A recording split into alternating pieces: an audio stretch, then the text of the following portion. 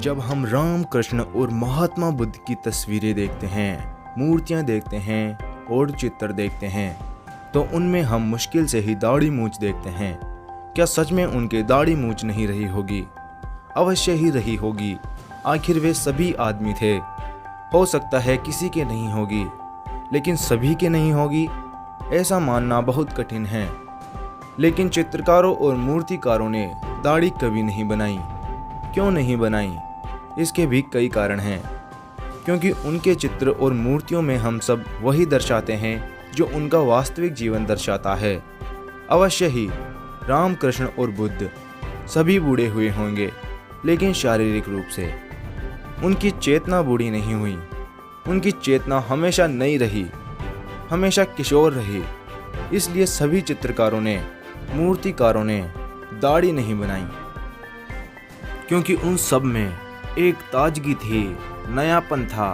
क्योंकि आदमी सबसे ताज़ा तभी होता है जब उसके दाढ़ी ना आई हो।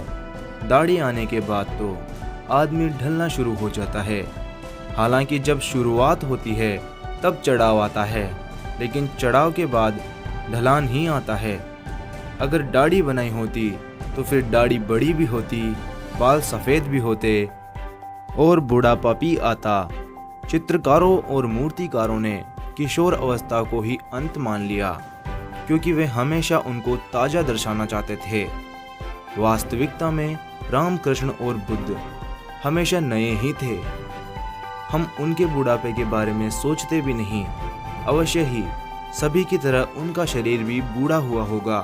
और एक कारण यह भी है कि सभी चित्रकार और मूर्तिकार आदमी थे, तो वे राम कृष्ण और बुद्ध को सुंदर बनाना चाहते थे।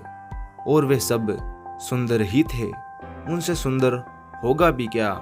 लेकिन पुरुष के मन में सुंदरता का भाव स्त्री के रूप में होता है।